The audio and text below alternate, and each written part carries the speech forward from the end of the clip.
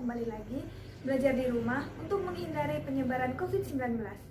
Pada pertemuan kali ini, kita akan membahas tentang enzim.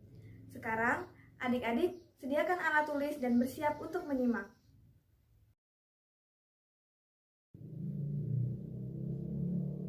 Enzim adalah senyawa yang terlibat dalam proses metabolisme.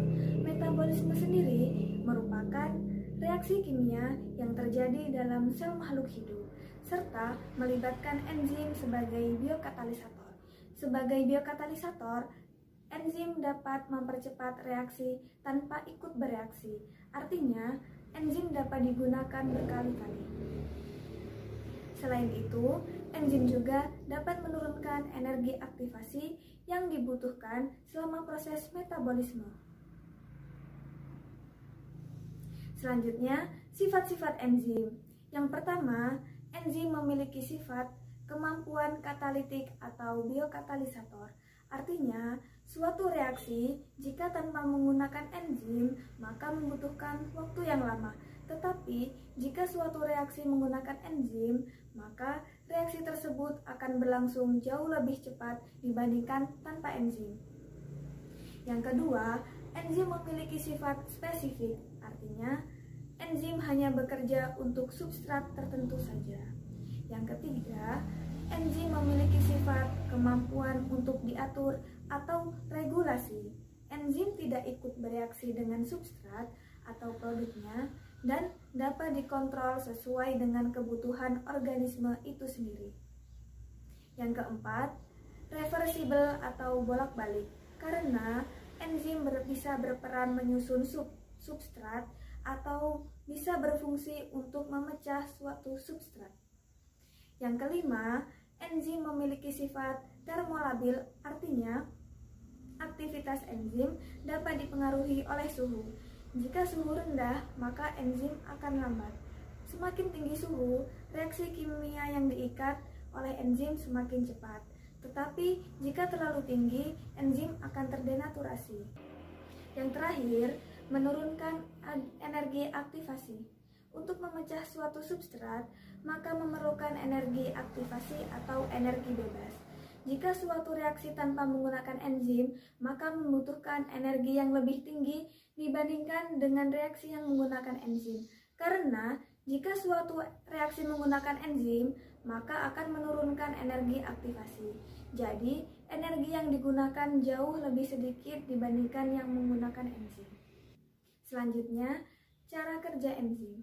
Cara kerja enzim dibedakan menjadi dua macam. Yang pertama, teori lock and key atau teori kunci gembok. Menurut teori lock and key, sisi aktif enzim spesifik dan tidak fleksibel. Maka, bentuk enzim dan bentuk substrat memiliki bentuk yang spesifik, sampai menghasilkan produk yang dihasilkan oleh substrat. Tetapi bentuk enzim atau enzim tidak ikut bereaksi. Yang kedua, yaitu teori induct fit atau teori kecocokan yang terinduksi. Berbeda dengan teori lock and key, teori induct fit ini sisi aktif bersifat fleksibel.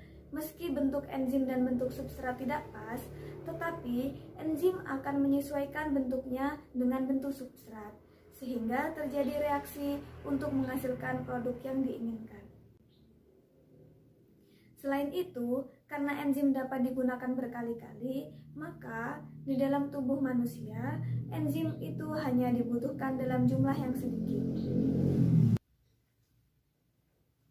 Dalam proses kerjanya, enzim dipengaruhi oleh berbagai faktor lingkungan di sekitarnya, antara lain suhu, pH, jumlah substrat, dan serta inhibitor. Yang pertama, berkaitan dengan suhu. Setiap enzim memiliki suhu yang berbeda-beda agar dapat bekerja secara optimal. Jika suhu terlalu tinggi, maka enzim akan terdenaturasi atau terurai. Karena enzim adalah bagian dari protein. Nah, sebaliknya, jika suhu terlalu rendah, maka enzim akan inaktif atau tidak dapat bekerja. Yang kedua, selain suhu, kerja enzim juga dipengaruhi oleh pH. Sama halnya dengan suhu, pH enzim juga berbeda-beda agar dapat bekerja secara optimal. Misalnya seperti enzim pepsin. Enzim pepsin akan optimal jika pH di sekitarnya bersifat asam karena enzim pepsin berada di lambung. Berbeda dengan enzim pepsin, enzim amilase akan optimal jika pH lingkungannya bersuasana netral atau 7 karena amilase berada di dalam mulut. Selain suhu dan pH, kerja enzim juga dipengaruhi oleh jumlah substrat. Substrat adalah senyawa yang akan diikat oleh enzim untuk membentuk suatu produk. Semakin banyak substrat, maka reaksi enzim akan bekerja semakin cepat. Namun, jika jumlah substrat jumlahnya berlebihan, maka enzim tidak mampu membagi kecepatan reaksinya. Sehingga, pada awal reaksi, kecepatannya akan naik.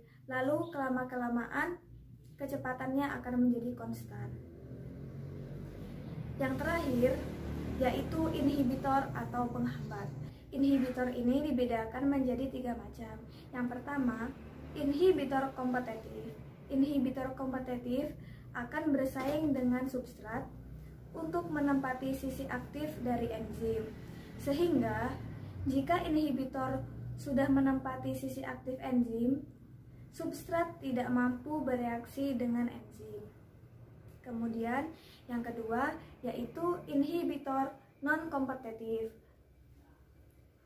Inhibitor non-kompetitif tidak menempati sisi aktif enzim, tetapi menempati bagian dari alosterik dari enzim, sehingga mengubah bentuk dari sisi aktif enzim. Jika sudah berubah, maka substrat tidak dapat bereaksi dengan enzim. Kemudian, inhibitor umpan balik. Inhibitor umpan balik berasal dari produk hasil dari reaksi yang menghalangi sisi aktif enzim, sehingga substrat yang akan direaksikan tidak mampu menempati sisi aktif dari enzim, sehingga tidak terjadi reaksi. Itulah yang disebut dengan inhibitor. Sekarang adik-adik sudah paham ya tentang enzim. Nah, untuk tugas di rumah, sekarang kita latihan menjawab soal berikut ini ya. Pertanyaannya yang pertama, mengapa enzim diperlukan dalam jumlah yang sedikit? Kemudian soal yang kedua, mengapa enzim sangat berperan bagi kehidupan manusia? Oh iya, jangan lupa ya untuk tetap belajar di rumah dan jaga kesehatan dengan rajin mencuci tangan serta makan makanan bergizi dan juga olahraga. Wassalamualaikum warahmatullahi wabarakatuh.